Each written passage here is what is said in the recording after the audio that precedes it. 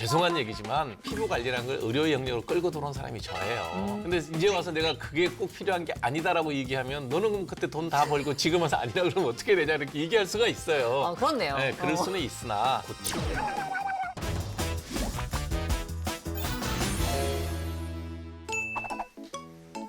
아, 얼굴 왜 이렇게 빨개지지? 설마 갱년기는 아니겠지? 원장님, 갱년기는 아니겠죠? 설마 벌써? 아 사람들이 얼굴이 붉어지면 왜 맨날 갱년기 얘기를 하는지 모르겠어요.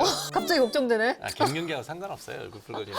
아니 근데 겨울철 되면은 또 유독 안면 홍조가 심해지는 분들 많더라고요. 홍이 인간, 홍당무, 이렇게 홍당무. 예, 별명 맞아요. 스트레스 받으시는 분들도 많고. 꽤 있죠. 그래서 오늘은 좀 안면 홍조 얘기를 해보려고 하는데요. 네. 어렸을 때 부끄러울 때 창피할 때 갑자기 너무 빨개지는 이런 거? 그거는 병이라고 그러진 않죠. 정상이잖아요.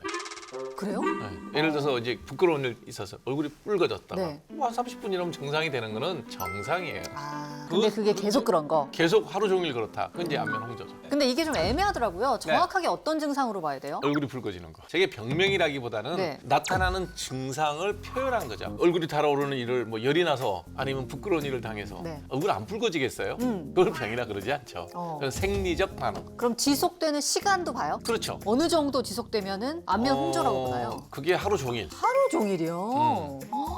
어제 봐도 빨갛고 오늘 봐도 빨가면 그런 이제 안면 안면 홍조로 홍조? 이제 생각을 해봐야 되겠지. 근데 이게 늘 빨간 사람들은 안면 홍조가 아니다라고 또 그런 얘기가 있나 봐요? 아니요, 그게 늘 빨간 게 안면 홍조예요. 그러니까 이게 피부염이나 뭐 주사성 피부로 인해서 지속적인 붉은기가 있는 건 안면 홍조는 아닌 거죠. 아니요, 그것도 안면 홍조. 이것도 안면 홍조? 얼굴이 붉어지는 거. 그러니까 그냥 다 얼굴 붉어지는 건 다구나. 책에서도 정확하게 이게 질병군이 아니라 네. 기침이라고 똑같다고 생각하시면 돼. 자, 기침이 병이냐고요? 증상이잖아. 그러면 기침을 하는데 이게 흑기침 같이 기침 한 번 했어요. 그것도 기침이에요. 네. 근데 폐암이 걸려갖고 계속 기침해. 그것도 기침이에요. 이게 그 원인을 우리가 한번 나눠서 보자는 게 안면 홍조를 다루는 거지. 그게 얼굴이 붉어지는 전체 현상을 안면 홍조다라고 생각하고 이 얘기를 들으시면 되게 쉽죠. 그러면 이제 원인별로 한번 볼까요? 네. 일단은 뭐 여성 호르몬 감소 때문에 나타난다? 그것도 정확하게 얘기하기가 곤란한 게 여성 호르몬이 감소되면 얼굴에 붉은기가 떨어지는 경우도 많아요. 그러니까 에스트로겐의 감소가 안면 홍조의 원인이 된다. 말을 할 때는 어떤 의미냐면 얼굴이 푸르락하게 후끈후끈 달아오는 안면 홍조는 제 얘기가 맞아요. 그러나 에스트로겐이 레귤러하게 나올 때는 늘 빨개요. 우리 옛날에 그러잖아요. 얼굴에 도화꽃이 피는 거 보니까 시집갈 때가 됐네. 이게 뭐냐면 몸에 에스트로겐이 정상으로 나온다는 얘기예요. 그럴 때 보면 우리가 성호르몬이 정상적으로 늘 잘 나오는 여성이고 건강하고 임신이 가능하다. 이렇게 보는 거죠. 그러니까 그 변화에 대한 얘기를 하는 거지 멀쩡하던 사람이 그렇게 갑자기 생긴다. 그건 아니라는 거예요. 자, 그리고 감정 변화로 인해서 안면 홍조 생기는 거. 당연한 얘기잖아요. 네. 감정 변화가 생겨서 긴장을 할 때 혈액이 확 증가가 되고 말초혈관이 늘어나면서 빨개지는 거예요. 그래서 볼 때마다 얼굴이 뻘구면 지금 문제가 되는 거죠. 예. 네, 그리고 음식 섭취로도 오는데 뭐 술은 당연하고요. 예. 와인, 맥주, 막걸리, 그다음에 치즈, 뭐 초콜릿, 매운 음식 먹었을 때 그 아, 치즈랑 초콜릿도 그럴 수가 있군요. 성분이 들어있대요. 아하, 약물로 인해서 그럴 수 있고. 발기부전 치료제. 아, 저게 24시간 가는 발기 시알리스나 이런 거 들어보면 되게 오래 가요. 그러면은 좀 안면 홍조가 오기도 해요. 왜냐면 발기를 촉진시키는 게 뭐냐면 해면체를 피가 많이 가야 되거든. 성기 부위에 피가 많이 가야 되니까 혈관 늘려야 될 거 아니에요. 아하. 여기 혈관만 늘어나는 게 아니라 여기 혈관도 늘어나면 얼굴이 버겋죠. 그럼 혹시 발기부전 치료제를 자주 먹으시는 분들은 안면 홍조가 올 수 있겠네요? 예민하신 분들은. 좋은 팁이었다. 그리고 뭐 피부나 신경계통 질환도 있군요. 이게 사실은 제일 많아요. 신경계통은 이제 부신에 뭐 문제가 있어갖고 그게 이제 거기서 부신에서 여러 가지 호르몬이 나오는데 그 변화 네. 때문에 그러니까 그것도 드물고요. 실질적으로 피부에 반복되는 만성적인 피부 질환 이게 제일 많아요. 이게 주사성 피부라고 하나 봐요. 그게 이제 같은 병인데 이게 교과서에서는 이렇게 분류를 안 할 텐데 저도 이제 피부과에서 생활 한 30년 했으니까 네. 환자를 보면서 느끼는 거예요. 안면 홍조, 얼굴이 붉어져서 오는 분들은 많아요. 보면 부류가 크게 두 가지로 나뉘는 거예요. 염증이 동반된 경우와 염증 없이 생기는 사람. 염증이 동반된 사람들 피부를 보면 약간 웨트하고 오일리해 보여요. 아하. 염증이 없이 안면이 붉어지는 사람은 드라이해 보여요. 네. 저게 이제 영어로 얘기하면 아크네 로자세아. 여기 나오네. 이건 좀 많이 네. 심한데? 근데 보면 좀 여드름 기본 깔린 게 다 보이죠. 모공 되게 넓죠. 그런데 얼굴이 뻘개요. 저런 게 이제 오일리한 웨트한 타입의 그러니까- 염증성 주사성 여드름이에요. 이거는 그러니까 말 그대로 뭐 여드름 때문에. 피지가 많이 나오는 지성 피부에서 여드름과 피부염이 오랜 시간 반복될 때 초기 증상은 지루성 피부염 형태랑 비슷해요. 그러니까 10대 중후반부터 얼굴에 지루성 피부염이 자주 생겨서 얼굴이 붉긋붉긋하면서 여드름이 자주 난다. 방치하면 나이 들면 저렇게 돼요. 그렇군요. 예, 그러니까 적극적으로 제가 오일 컨트롤 해줘야 돼요. 이 친구는 지금 보면 딱 얼굴이 보면 피지가 그리 많지는 않잖아요. 네. 네, 그러면서 혈관이 되게 많이 늘어나 있죠. 네. 예, 이런 경우는 이제 혈관 확장형 안면 홍조. 피부가 건조하고 아토피 있는 사람들도 외래 안면 홍조 잘 생겨요. 아이고. 이게 이제 아주 심하면 딸기 이제 코에만 생기면 우리가 딸기코라 그래요. 주사비라고 이름을 붙이는 거죠. 네. 이게 코에만 생기는 경우도 있지만 얼굴 전체 T존 부위에 이렇게 좌우로 쭉쭉 다 늘어나서 다 생겨요. 어떻게 저렇게 코에만 탁 생기기도 하는군요. 그게 피지가 제일 많이 나오는 자리거든요. 그다음에 안과 질환도 동반될 수 있어요. 주사가. 아. 주사라는 병이 네. 안검염을 동반하는 경우가 있어요. 저렇게 생겨요. 네. 그럼 눈 주위만 네. 빨갛게. 그래서 안과 같이 가셔야 돼요, 저분. 근데 이 주사성 피부 질환은 그러면은 지성 피부 때문에 생기는 거예요? 그렇죠. 유전적으로 피부가 지성인 사람이 피지를 잘 관리해주지 못하면 저렇게 계속 진행이 되는 거예요. 이게 되게 가족력이 되게 강해요. 부모님들이 엄마님 아빠 중에 한쪽은 분명히 그런 피부를 갖고 있어요. 그러면 약을 발라야 되는데 우리나라 사람들이 약 먹으면 큰일 나는 줄 알죠. 그래서 시기를 놓쳐요. 10대 때는 또 고등학교 뭐 입시 있고 뭐 이러면 그때까지 그냥 야 대학 가면 고쳐줄게.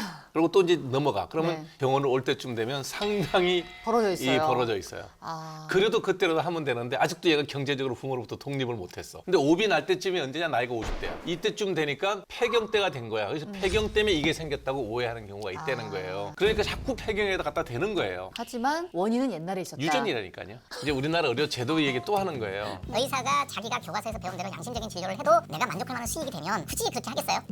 예. 그러니까 이게 죄송한 얘기지만 피부 관리라는 걸 의료 영역으로 끌고 들어온 사람이 저예요. 근데 이제 와서 내가 그게 꼭 필요한 게 아니다라고 얘기하면 너는 그럼 그때 돈 다 벌고 지금 와서 아니라 그러면 어떻게 되냐 이렇게 얘기할 수가 있어요. 그렇네요. 네, 그럴 수는 있으나 네네. 고치는 건 약이다. 이거는 지금 느낀 대로 보조적이다. 그러면은 드라이 타입은 뭐 답이 없네요? 레이저가 있죠. 아, 레이저. 레이저를 경제적 여유가 되는 분들은 2 내지 4주 간격으로 레이저를 계속 반복하고 있으면 혈관이 계속 쪼그라들어 있어요.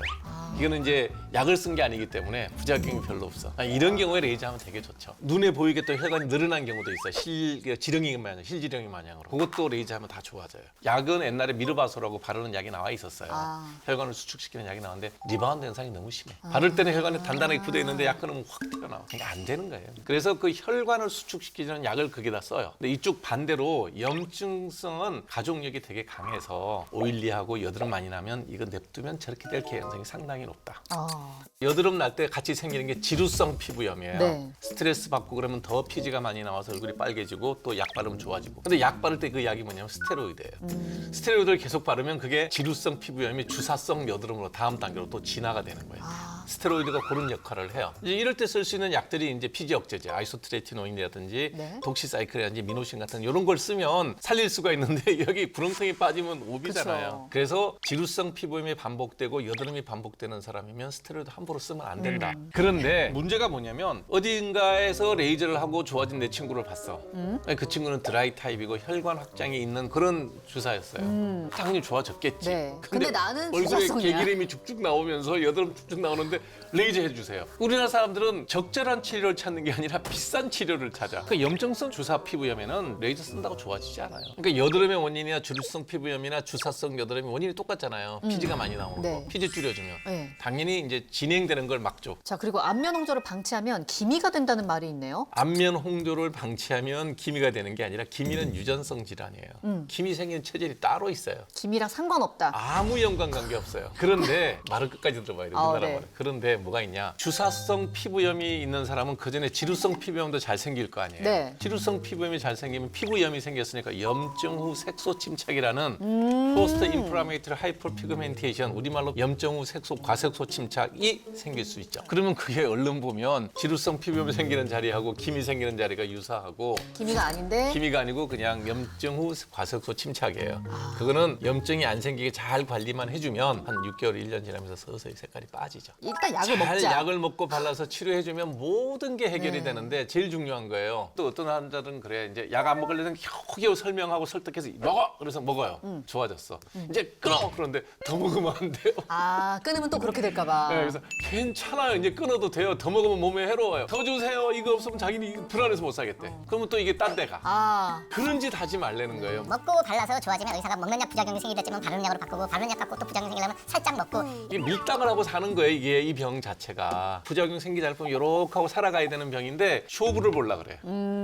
그렇게 여드름 약을 먹는 건 이제 초기라고 봤을 때 만약에 이미 안면 홍조가 좀 심하다. 그러면 약 먹으면서 또 뭘 같이 하나요? 그게 쓰는 게 이제 로젝스 연고, 스란트레 연고가 그거예요. 아하. 이런 것들이 혈관 수축도 도움이 되고 염증도 줄이고 거기에 또 기생해서 이 주사성 여드름 악화시키는 데모덱스라는 기생충도 죽이고 해서 다양한 목적으로 이 약을 쓰게 되면 잘 들어요. 이 약은 스테로이드가 안 들어있어서 자극을 느끼는 분들은 좀 쓰기 어렵지만 그렇지 않은 사람 계속 쓰면 돼요. 그리고 여드름 약을 먹다 보면은 레티노이드 피부염이 발생하기도 한다고 하는데 네. 레티노이드 피부염이 뭐죠? 엄청나게 많이 먹으면 생기는 일이에요. 피부가 극도로 드라이해져요. 아, 레티노이드 피부염 생기기 전에 눈에 각막이 염증도 생겨요. 너무 건조해서 저게 피지를 말리는 약이기 때문에 네. 아이소트레티노인 옛날에 로아키탄이라는 상품명으로 나왔던 약인데 네. 우리 저기 PD도 그 약 먹고 좋아졌잖아요. 왜냐면 피지가 많았거든요. 좋아졌죠?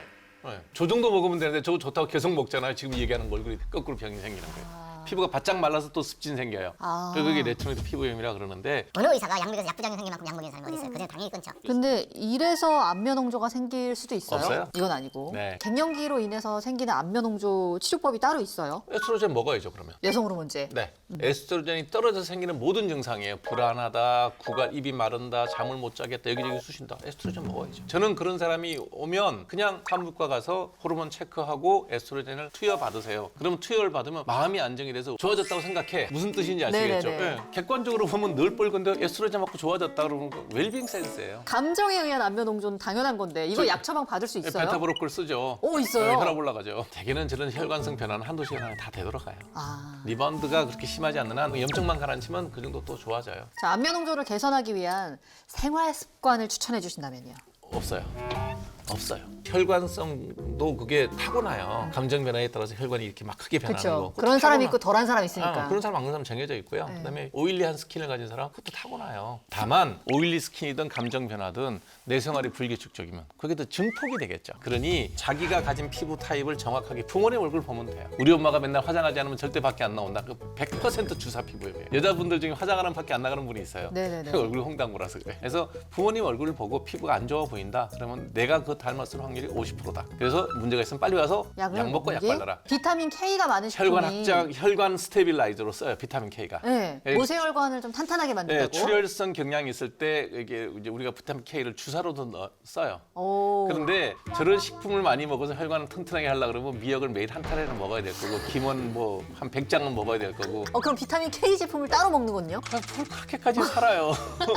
비타민 K가 혈관을 모세혈관을 튼튼하게 해주는 건 맞아요. 네. 근데 그게 많이 먹는다고 모세혈관이 아주 단단해지느냐? 그건 다 아니라는 거죠. 과학 용량으로 들어간 모든 것들은 다 배설되거나 내 몸에 부작용을 유발하니 네. 너무 개인적으로 해결하려 하지 마라. 알겠습니다. 자, 오늘 안면 홍조 얘기해봤고요. 자, 오늘의 진료 한 줄 평으로 표현하신다면요. 예.